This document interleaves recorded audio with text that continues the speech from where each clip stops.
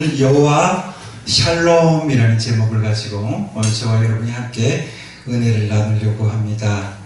하나님께서 우리를 만드시고 가장 하나님이 원하시는 바가 무엇일까 생각해 봤더니 성경에는 그렇게 기록을 하고 있습니다.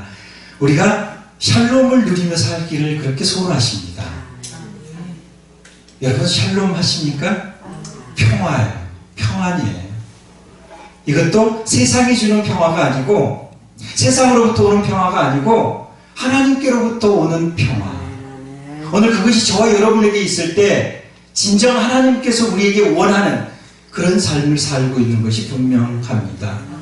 여러분은 무슨 일을 할 때 가장 마음이 평화롭습니까?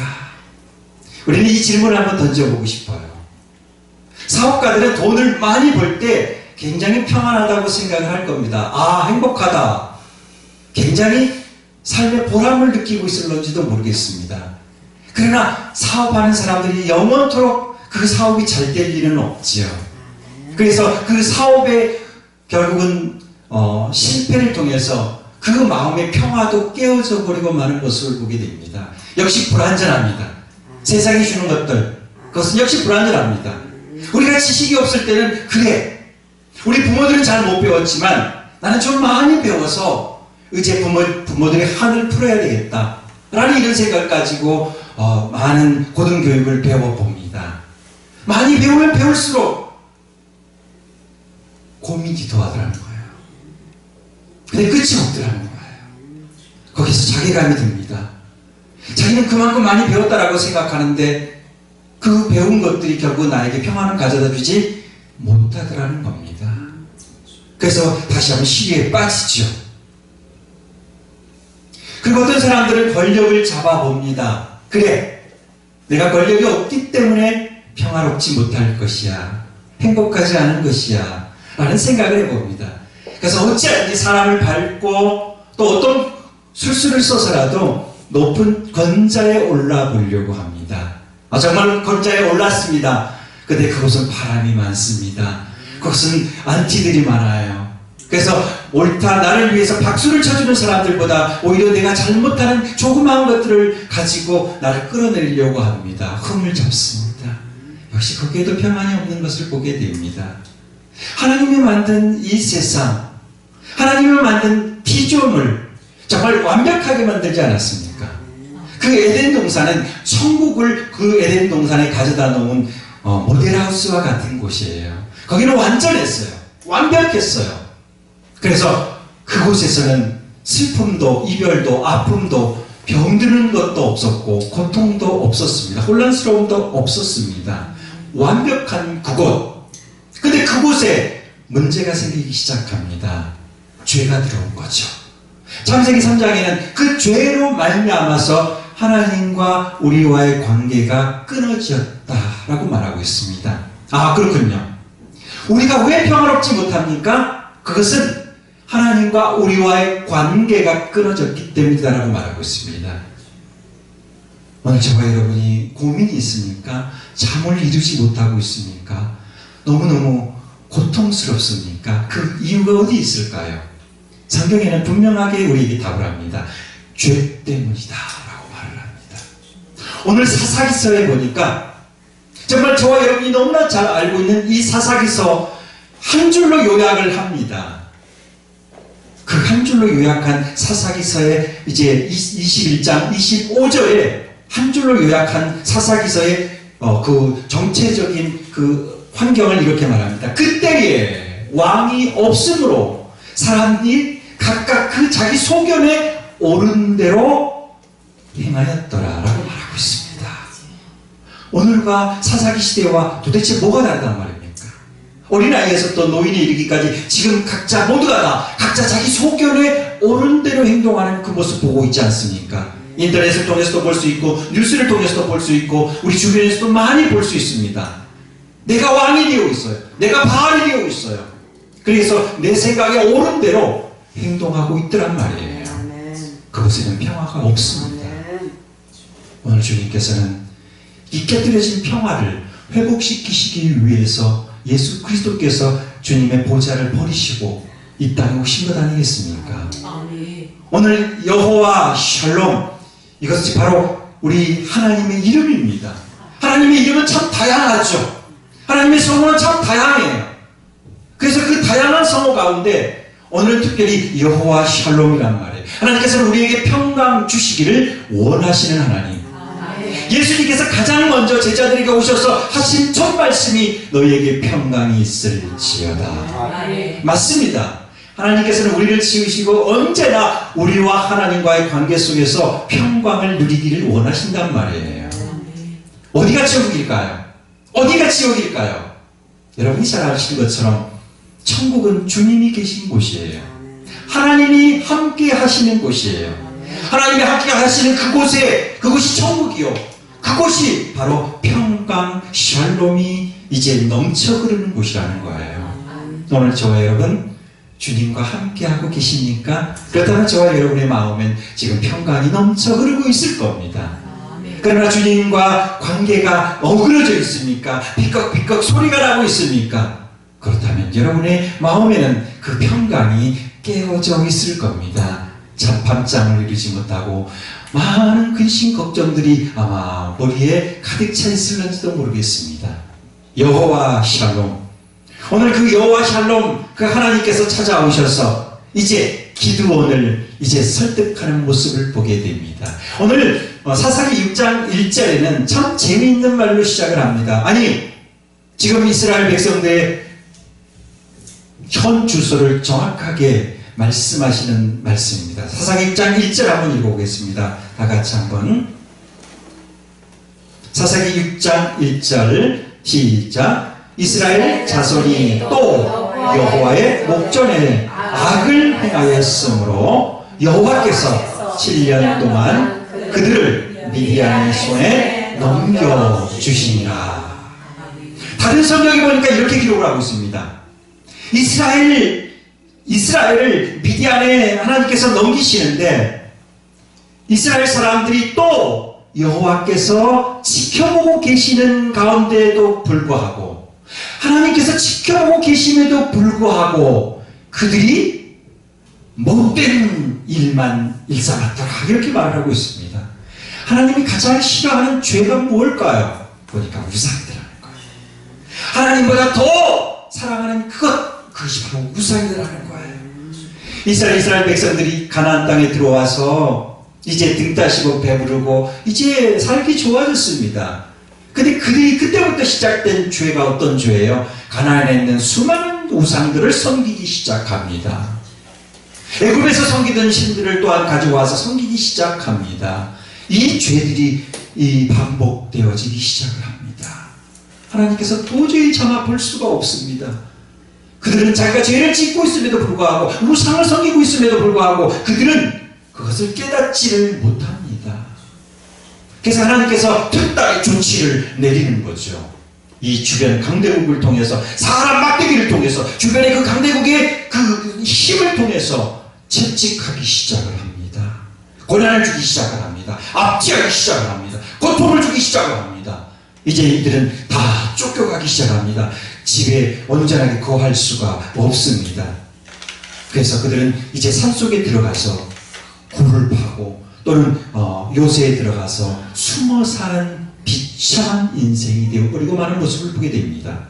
여러분, 하나님을 떠난 인생들은 바로 이런 삶을 살게 되는 거죠. 하나님의 말씀을 떠나서 사는 사람들은 바로 이런 삶을 살게 된다는 것을 너무나 분명하게 말을 해주고 있습니다. 근데 사사기서에 보면 너무나 재미있는 사이클이 하나 있습니다.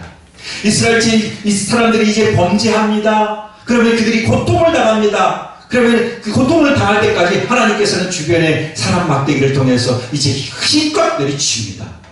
그러면 그들이 너무너무 고통스러우니까 하나님 앞에 이제 울며 또 다시 다가옵니다. 하나님, 잘못했습니다. 한 번만 용서해 주세요. 한 번만 용서해, 딱 한 번만요. 그러면 하나님께서는 그 회개하는 자녀의 울부짖는 기도를 보시고 자녀가 용서해달라고 하는데 그것을 용서하지 않는 부모가 어디 있겠습니까? 이 부모의 마음으로 하나님께서는 그래? 내가 그럼 한번 이번엔 용서해 주지 라고 이렇게 말씀합니다. 그리고 제가 용서되었습니다. 이제 평화를 되찾게 됩니다. 살만하면 또다시 이들이 죄를 짓게 됩니다. 오늘 이것이 계속 반복이 되어요. 이 사사기서를 보면 계속해서 반복이 되고 또 반복이 됩니다. 오늘 본문에도 역시 마찬가지죠.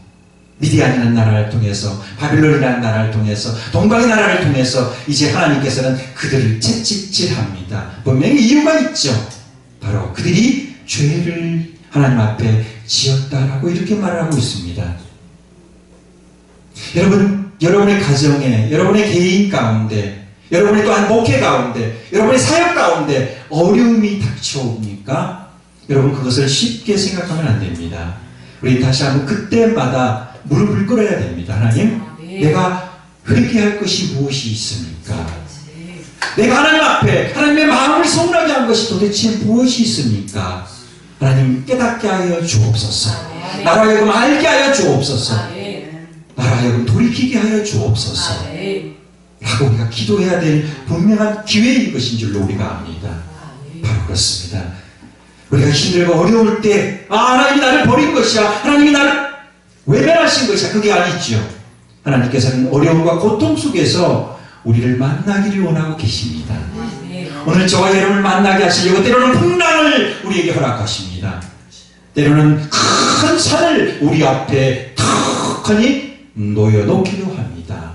그 막다른 골목 앞에서, 그 벼랑 끝에서, 그 풍랑 앞에서 우리는 다시 한번 주님 앞에 무릎을 꿇게 됩니다. 천부여 의지 없어서 손 들고 왔습니다. 이것밖에 우리가 할 수 있는 것이 없어요. 오늘 본문에도 보니까 참 기가 막힌 내용들이 전개됩니다. 이 기드온이라는 사람, 아직까지는 사사가 되어 있지 않았었습니다. 그냥 평범한 사람이에요. 이 기드온이라는 이름은 자르다, 베어서 넘기다, 벌목꾼이죠. 한마디로 나무를 잘라 넘기는 사람. 근데 이것을 다시 번역을 해보니까 큰 용사라는 번역으로 이어집니다. 아하! 기드온이라는 이름은 타고난 하나님의 용사인 것이 분명합니다. 그러나 기드온은 자기 정체성을 알지 못했습니다. 거저 먹고 사는 데에 급급해 있습니다. 오늘은 무엇을 해서 어떻게 먹고 살까? 하루살이 인생처럼 그렇게 살아가는 이 기드온의 인생이었습니다. 거기에 엎친 데 덮친 격으로 그의 환경 자체가 참으로 열악해졌습니다. 주변의 많은 국가들을 통해서 이제 빼앗고 약탈당하고 이제 모든 것을 잃어버리는 빈털터리가 되어 있는 상황. 편하게 농사를 지을 수도 없고 편하게 또한 소일거리를 할 수 없는 그런 상황까지 되어 몰리죠. 오늘 본문의 내용을 정확하게 보면 추수할 때가 되어서 밀타작을 하는데 숨어서 하고 있더라는 거예요. 당당하게 떳떳하게 추수하는 것도 아니에요. 숨어서 하더라. 왜? 그 이유를 보니까 7년 동안 이 미디안의 손에 하나님께서 이스라엘 백성들을 붙였기 때문에 추수할 때만 되면 미디안 사람들이 이제 낙타와 가축을 벌떼같이 몰고 올라와서 모든 것을 다 약탈해 가버리고 말아요.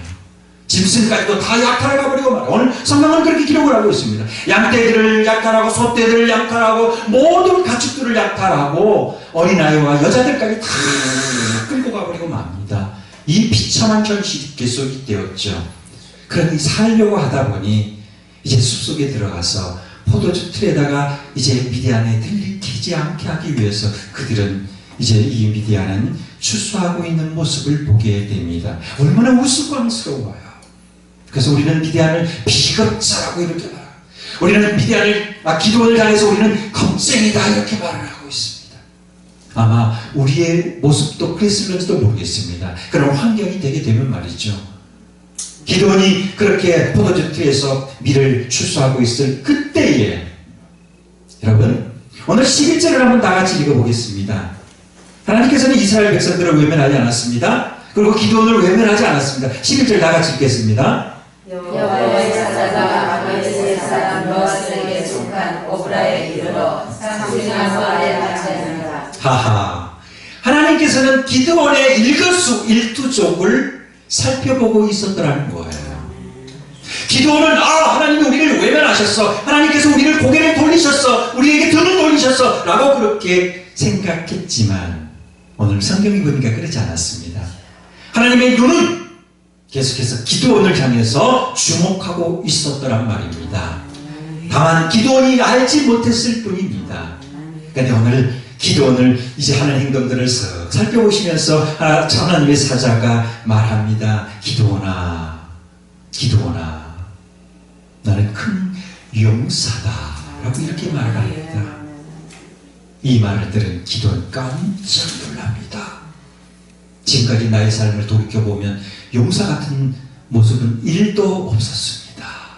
그럼에도 불구하고 하나님은 기드온을 향해서 큰 용사라고 말해주고 있습니다.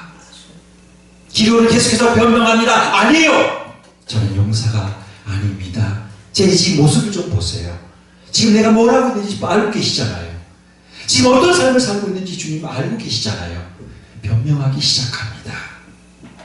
그럼에도 불구하고 13절에 하나님께서는 말씀합니다. 하나님께서 너와 함께 하시느니라. 바로 이게 용사입니다. 용사라는 것은 어떤 사람이 용사이냐? 하나님과 함께 하는 자. 이게 용사란 말이에요. 하나님이 떠나버린 자, 용사가 아니에요. 아무리 지식이 있고 아무리 많은 것을 배웠고 많은 것을 가지고 있어도 하나님이 떠나버렸다면 그때는 이미 용사가 아닙니다. 사울 왕이 하나님의 힘이 떠나는 순간 그는 사울이 왕이 아니에요. 이제 폐위된 왕이 되어버리고 맙니다. 여러분은 정말 하나님과 함께 계십니까? 그렇다면 저와 여러분은 용사임에 분명합니다. 근데 이 기드온은 알지 못합니다. 아니, 하나님이 나와 함께 계신다는 사실을 몰랐기 때문이죠. 그런데 하나님이 함께한 자가 분명히 용사임이 분명합니다.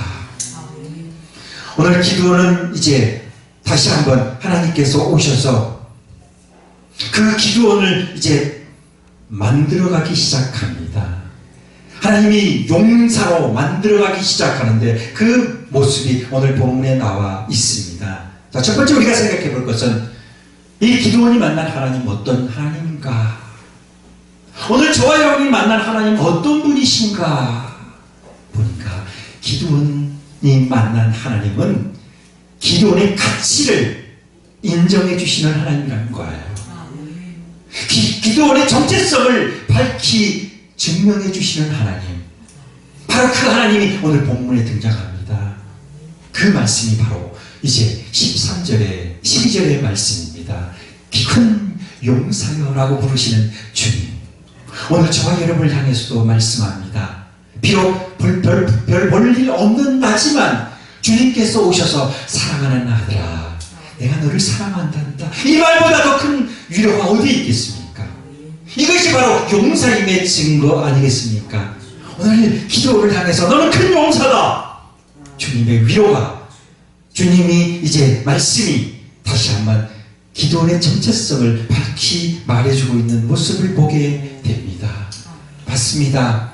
오늘 하나님이 저와 여러분을 찾아온 지 이 이유는 저와 여러분의 죄를 물어보기 위해서 오신 분이 아니에요. 오늘 하나님이 저와 여러분을 왜 찾아오셨다고요?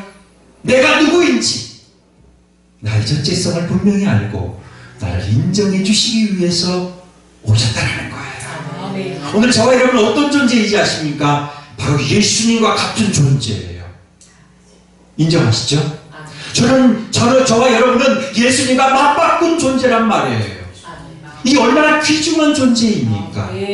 우리는 초라하지 않습니다. 결코 나약하지 않습니다. 결코 무능력하지 않습니다. 결코 별 볼 일 없는 존재는 아니란 말입니다. 왜요? 예수님이 나를 살리시기 위해서 십자가에서 대신 몸을 내어주시고 나를 이제 하나님의 자녀로 삼아주셨기 때문인 것입니다.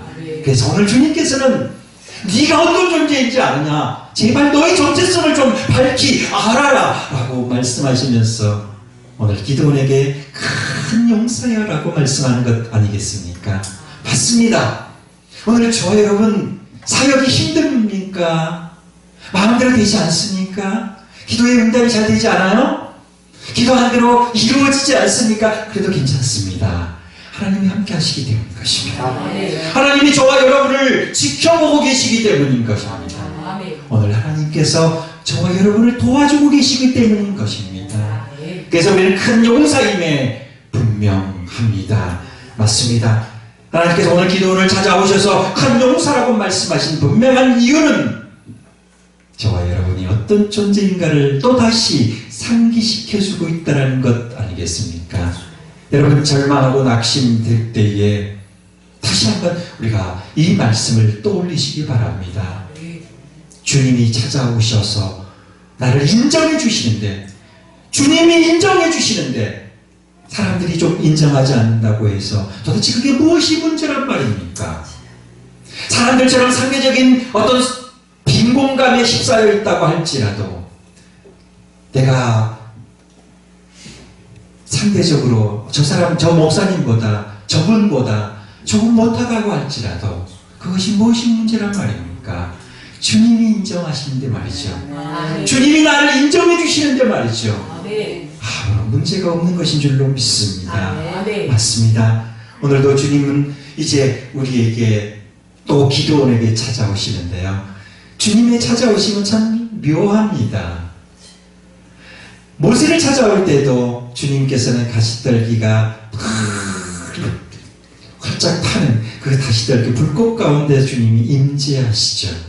근데 오늘 본문에도 보니까 기도원을 찾아오는데요. 오늘도 기도원도 불꽃 가운데 주님을 찾아오시는 모습이 분명히 나옵니다. 19절부터 보면 이제 기도원이 그 주님의 말씀을 듣고 이제 그가 예물을 가지고 오죠. 그 예물을 가지고 와서 이제 주님 앞에 내려놓습니다. 목욕병과 고기를 가지고 와서 또 국을 가지고 와서 이제 주님 앞에 드리려고 합니다. 그런데 그 하나님의 사자가 기도원에게 말합니다. 그것을 바위 위에 얹어 놓으라. 그리고 그것을 국을 그 고기와 이제 무교병에 쏟아 부으라고 말합니다. 그리고 여호와의 사자의 지팡이로 그 반석을 향해서, 바위를 향해서 가르치는 순간 그 바위에서 불이 나왔단 말이에요. 그리고 그 무교병과 그 예물을 다 불을 세우는 것을 보게 됩니다. 하나님의 임재, 불꽃 가운데 임재하시는 그 하나님을 기도원이 만나게 되는 모습을 보게 됩니다. 그리고 기도원은 불안하기 시작합니다. 하나님을 만났기 때문에 이제 그는 하나님 앞에 절망합니다. 큰일 났습니다. 나는 죽게 되었습니다. 내가 하나님을 위했습니다. 그러나 하나님의 사자가 말하죠. 기도원아, 너는 죽지 않아. 걱정하지 마라. 염려하지 마라. 하면서 그를 위로하시는 모습을 보게 됩니다. 오늘 주님께서 실패한 저와 여러분을 향해서, 때로는 내 뜻대로 되지 않는 저와 여러분을 향해서 주님은 말씀합니다. 내가 너와 함께 하는데 너는 무엇을 두려워하느냐? 모세의 뒤를 이은 여호수아에게 주님은 찾아오셔서 위로하십니다. 여호수아야, 두려워하지 마, 무서워하지 마, 염려하지 마. 내가 네 종 모세와 함께 했던 것처럼 내가 너와 함께 할 것이야 라고 말씀하시는 주님. 주님이 찾아오신 분명한 이유는 우리를 분명히 내 정체성을 깨닫게 하시기 위한 주님의 의도가 있다는 사실을 여러분 기억하시길 바랍니다. 두 번째, 이제 기도원을 찾아오신 하나님, 기도원을 만나주신 하나님, 과연 도대체 그분은 어떤 분인가요? 그분은 기도원을 위로하고 격려하기 위해서 왔다라는 사실입니다. 여기에서 말하는 위로, 격려, 이 말은 무슨 뜻인가? 격려라는 말은 심장을 내어준다라는 이런 뜻이에요. 위로라는 말, 또 격려라는 말, 같은 의미가 됩니다. 자, 그래도 오늘 14절을 한번 읽어볼까요?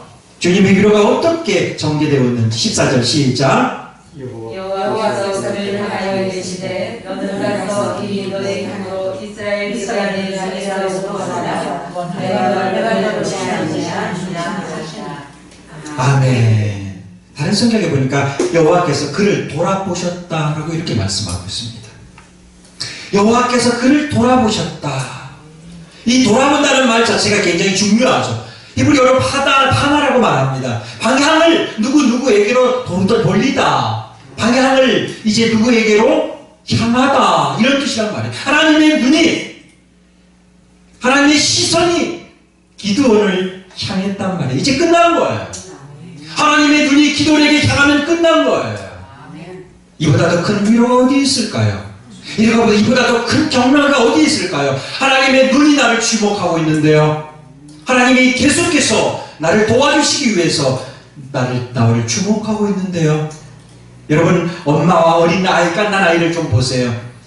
부모들의 눈은요, 그 갓난 아이에게서 떠날 수가 없습니다. 한시도 떠나지 않습니다. 아니, 24시간 동안 어쩌면 이제 엄마 아빠가 그 어린 아이를 돌보기 위해서 주목하고 있는 것과 같죠. 하나님의 눈은 계속해서 저와 여러분을 그렇게 주목하고 있다는 거예요. 오늘 기도원을 향해서 주목하고 있더라. 오늘 하나님의 눈이 주목을 하고 있는 거예요. 이것은 바로 주님의 위로를 말하고 있습니다. 주님의 격려를 말해주고 있습니다. 하나님께서 우리를 향해서 등을 돌린 것이 아니고 오늘 하나님의 눈은 언제나 우리와 함께 있습니다.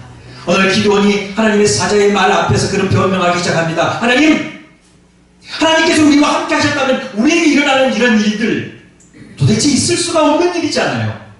하나님의 백성이라면서요. 하나님의 소중한 자녀라면서요. 그런데 왜 우리에게 이런 일들이 일어나는 것입니까? 저는 도저히 이해할 수가 없습니다. 그러나 하나님의 눈은 그들이 고난 가운데 있을 그때에도 항상 그들과 함께 있었다는 사실을 말씀해주고 있는 모습을 보게 됩니다. 맞습니다. 저와 여러분 힘든 일들이 있습니까? 그럼에도 불구하고 하나님의 눈은 저와 여러분을 향해서 주목하고 있다는 사실을 기억하시길 바랍니다. 한 번도 하나님은 우리를 떠난 적도 없고 우리를 버린 적도 없고 우리에게 향한 그 하나님의 시선을 돌린 적도 없다는 사실을 여러분 기억하시길 바랍니다. 기도원을 향하여 그렇게 했듯이 오늘 저와 여러분을 향해서 주님의 시선이 머물고 있다는 거예요. 저와 여러분의 삶 속에, 저와 여러분의 사역 속에 주님의 시선은 계속해서 머물고 있다는 사실을 오늘 발견하게 됩니다. 그 다음에 세 번째, 오늘 기도원이 만난 하나님, 도대체 어떤 하나님일까요? 그분은 은혜를 베풀어 주시기 위해서 기도원을 찾아오셨다는 사실인 것입니다. 은혜 베푸시기 위해서 오신 하나님, 평강의 하나님, 바로 24절에 말씀하고 있습니다. 이제 하나님을 배운 기드온이 그 하나님을 위해서 이제 단을 쌓고 그곳의 이름을 여호와 샬롬이다 라고 말하고 있습니다. 맞습니다. 이제는 하나님과 막힌 담을 다 헐어버렸습니다. 이제 하나님과 화해하게 되었습니다. 그래서 이제는 승리만이 남아있다는 것을 기드온은 선포하고 있는 것을 보게 됩니다. 여호와 샬롬, 바로 이것은 하나님의 승리입니다. 하나님의 승리가 오늘 저와 여러분의 삶 속에, 사역 속에, 오늘 또한 우리의 모든 인생 속에 함께하기를 바랍니다. 여호와 샬롬, 그분의 은혜가, 주님의 은혜가 오늘 저와 여러분을 함께하고 있다고 말하고 있습니다. 17절에 기드온이 그에게 대답하되 내가 주께 은혜를 입었사오면 나와 말씀하시니가 주 대신 편승을 보여주옵소서, 이렇게 말하고 있습니다. 맞습니다. 오늘 기드온을 찾아오신 하나님, 그분은 오늘 은혜 베풀어 주시기 위해서 오셨다는 사실, 오늘 우리가 예배를 드리고 있는 이 순간 주님은 찾아오셨습니다. 말씀을 통해서 찾아오셨습니다. 우리에게 은혜 베풀어 주시기 위해서 말입니다.